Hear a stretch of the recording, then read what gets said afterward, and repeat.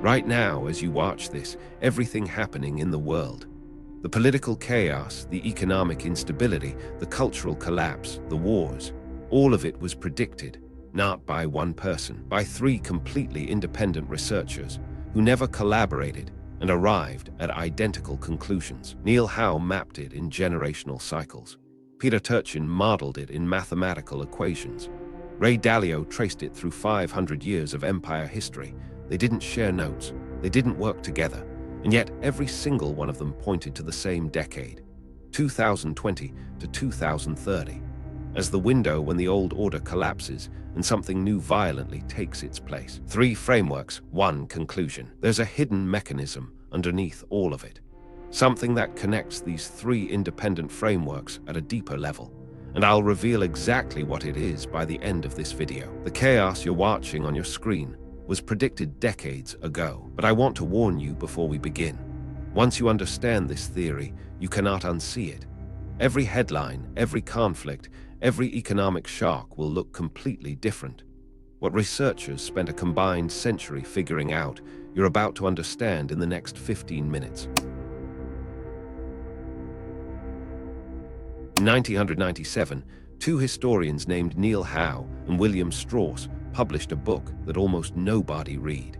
It predicted that, sometime around 2005 to 2010, America would enter a period of profound national crisis. A crisis so deep it would shake the very foundations of the social order. They called it the fourth turning. History doesn't repeat, but it rhymes in 80-year cycles. Their framework is deceptively simple. Every 80 years, roughly the length of a long human life, societies pass through a complete cycle of four phases: a high, where institutions are strong and people trust the system; an awakening, where individuals start questioning those institutions; an unraveling, where distrust spreads and the social fabric begins tearing; and finally, a crisis, the fourth turning, where the old order collapses completely and something new emerges from the wreckage. Think about the last time this happened. 1929 to 1945, the Great Depression, World War II, a complete restructuring of the world order. Before that, 1860 to 1865, the American Civil War, another complete restructuring. Same cycle, different century. Every 80 years, like clockwork, societies hit a breaking point. According to Howe, we entered the current fourth turning right around 2008. The financial crisis wasn't just an economic event, it was the opening act. But what makes this framework truly alarming isn't that one researcher predicted it. It's what happens when two other independent frameworks, built from completely different data, arrive at the exact same conclusion. Now, what I'm about to tell you sounds like it came from a science fiction novel, but it was published in Nature, one of the most prestigious scientific journals on Earth. In 2010, a mathematician named Peter Turchin published a paper making a specific, falsifiable, testable prediction. The year 2020 would mark a peak of political instability in the United States. He wasn't guessing. He wasn't speculating. He had 200 years of quantified data, and the math was terrifyingly clear. Turchin developed a field called clear-dynamics, the science of applying mathematical models to the rise and fall of societies. He analyzed wages, income inequality, political violence, social trust, and one critical factor above all others, which I'll explain in the next segment. His model showed the same destabilization pattern appearing every 50 years in American history: 1870, 1920, 1970, and now 2020. Each spike correlated with the same preconditions. When the paper came out in 2010, established academics laughed at him publicly. "You cannot predict social upheaval with equations," they said. "History is too complex." Then 2020 arrived. Data proved everyone wrong. And if understanding the hidden forces shaping the world is something you value, hit like and subscribe, because what comes next in this video is even more unsettling. Turchin's model didn't just predict instability. It identified the specific mechanisms that drive it. Mechanisms you'll recognize the moment you hear them. Here's where it gets genuinely unsettling. While Howe was mapping cultural cycles and Turchin was running mathematical equations on social data, a completely different person was studying something entirely separate: the rise and fall of reserve currencies and world empires. Ray Dalio built one of the world's largest hedge funds by identifying patterns that others missed. But about 15 years ago, he began noticing something far bigger than market cycles, something that operated on a scale of centuries. Every great empire in history follows the exact same arc of rise and fall. The Dutch Empire, the British Empire, now the American Empire. Each one follows a template: rise through innovation and productivity, peak through military and financial dominance, decline through debt accumulation, internal conflict, and external challenge from a rising power. Dalio calls this the big cycle. It typically runs 75 to 100 years for the dominant power. He also identified a second, shorter cycle, the long-term debt cycle, running 50 to 75 years. When a long-term debt cycle ends, the exits are painful: inflation, default, or restructuring. All three hurt. By Dalio's calculations, the United States' long-term debt cycle is reaching its terminal phase right now. As Seneca once wrote, every new beginning comes from some other beginning's end. 3 frameworks, 3 researchers, same decade.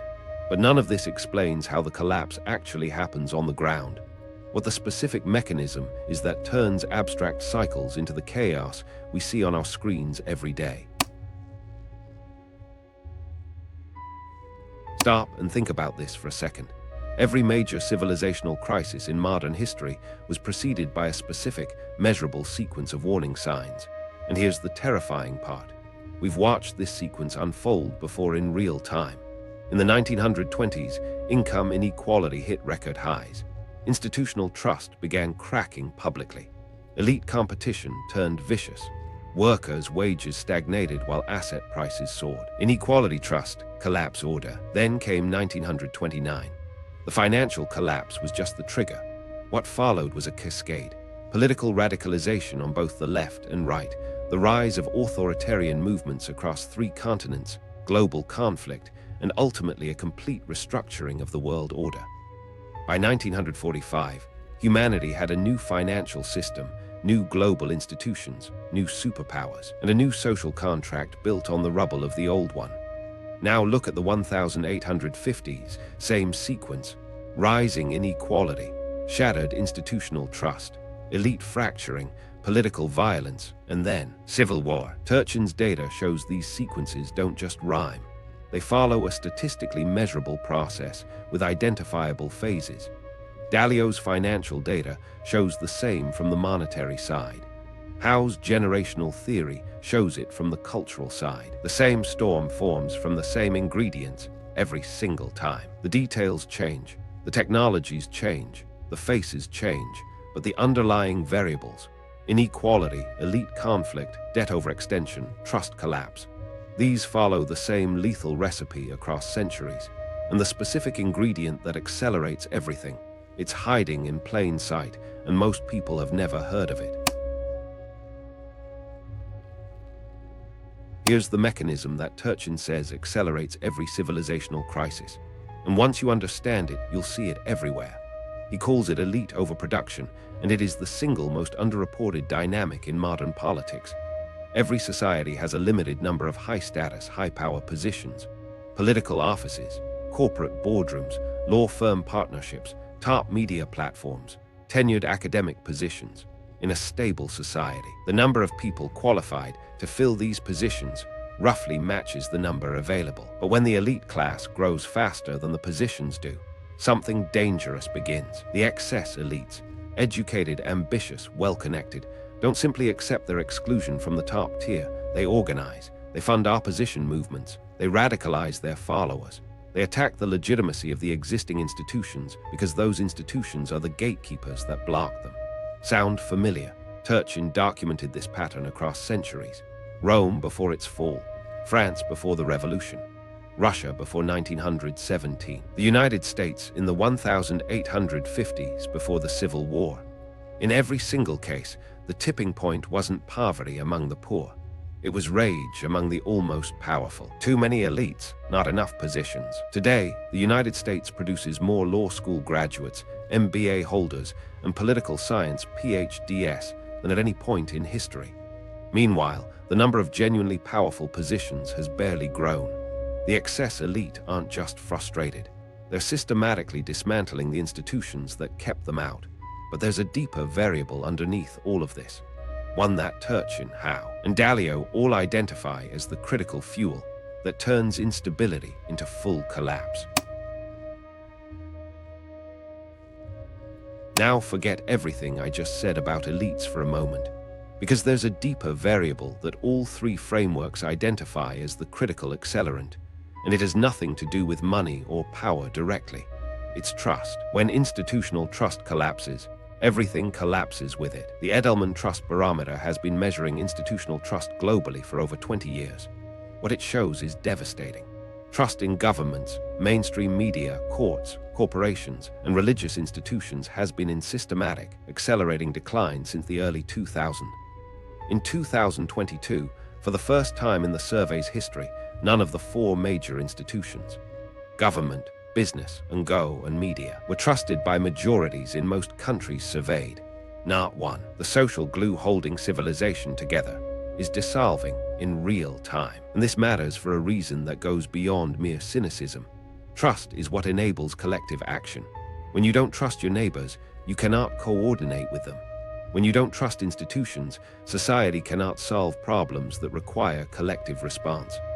Pandemics, financial crises, climate disruptions, external threats.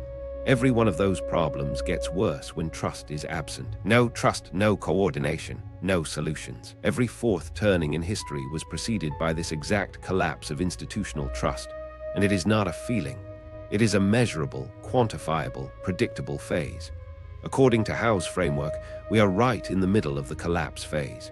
The question, the one that history answers in a way that should make you uncomfortable, is what replaces trust when it's completely gone. Let me pause here because this next part fundamentally changes the picture. Everything we've discussed, the cultural cycles, the elite competition, the trust collapse, is being dramatically accelerated by what Dalio calls the end of the long-term debt cycle. And to understand why this is categorically different from normal economic ups and downs, you need to understand one piece of math. Short-term debt cycles, the kind that produce recessions, last 5 to 8 years. The economy overheats, debt gets too high, the central bank raises rates, a recession happens, the cycle resets. We've all lived through several of these, but the long-term debt cycle runs 75 to 100 years and does not end with a recession. It ends with a restructuring of the entire financial order. The last time this happened was 1944 at Bretton Woods, when the world essentially convened to design a new global financial system centered on the US dollar. Before that, the 1870, when the gold standard architecture was rebuilt from scratch. Dalio's analysis suggests we are now in the late terminal stage of the current long-term cycle. Global debt to GDP ratios are at all-time highs. Central banks have exhausted conventional tools. The exits from this position, inflation, default, or restructuring, are all painful, every single one. As the historian Arnold Toynbee observed, civilizations die from suicide, not by murder. When you combine Turchin's social fractures with Dalio's financial breakdown and overlay Howe's generational timing, the convergence is not a coincidence. And what history shows us about the last time all three aligned simultaneously is not something most people want to think about. Here's where the history becomes genuinely frightening, because we have seen this exact convergence before, and we know in precise detail what followed. The last time all three frameworks aligned simultaneously was the 1930. Dalio's long-term debt cycle was ending after a century of expansion. Turchin's elite overproduction had reached its peak across Europe and America. More aspiring leaders, ideologues, and political entrepreneurs than the existing order could possibly absorb. Howe's fourth turning was in full force, beginning with the 1929 crash. What followed was the darkest and most transformative decade in modern human history. The financial collapse triggered political radicalization across the entire political spectrum. Mussolini, Hitler, Stalin, Franco, Mao, All of them rose to significant power in the decade between 1929 and 1939. All of them were, in Turchin's framework, products of elite overproduction and the collapse of institutional legitimacy. And then came the most destructive conflict in human history, killing an estimated 70 to 85 million people. Same ingredients, different faces. Now, I am explicitly not predicting a third world war or a new fascism.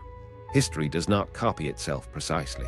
But here is what Turchin states directly in his research.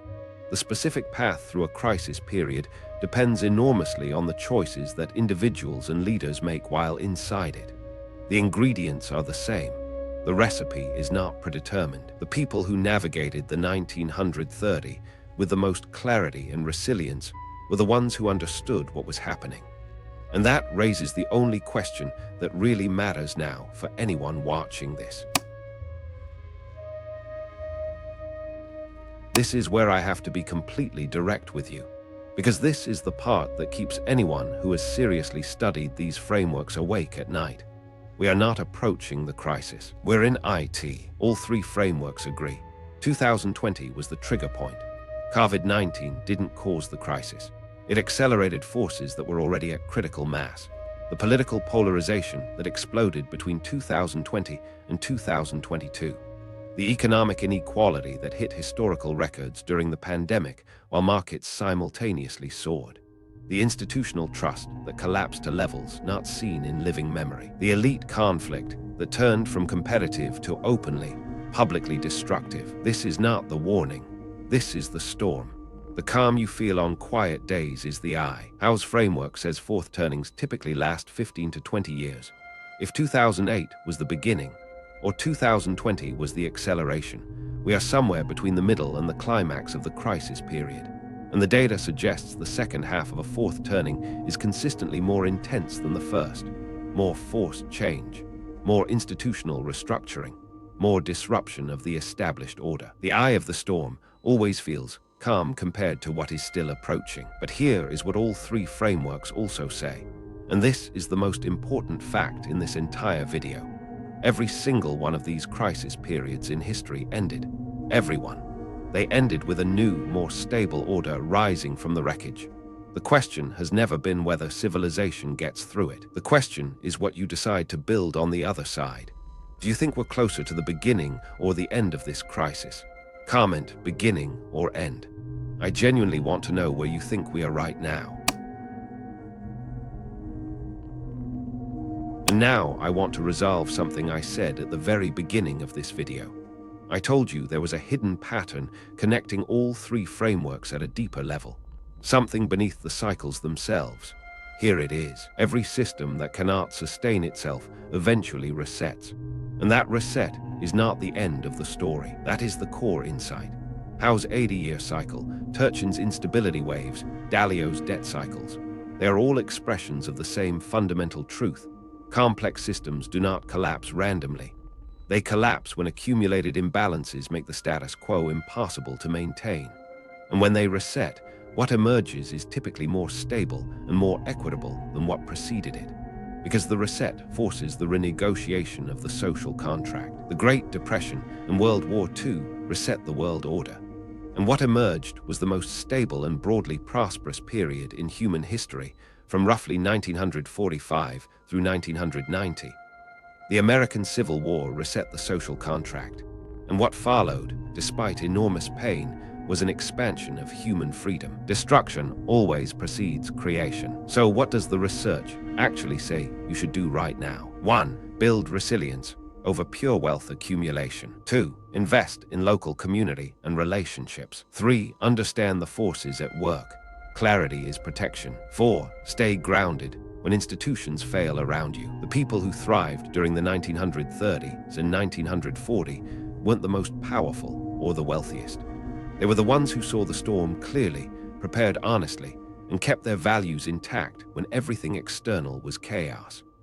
As Marcus Aurelius wrote in his personal journal during his own civilizational crisis, you have power over your mind, not outside events.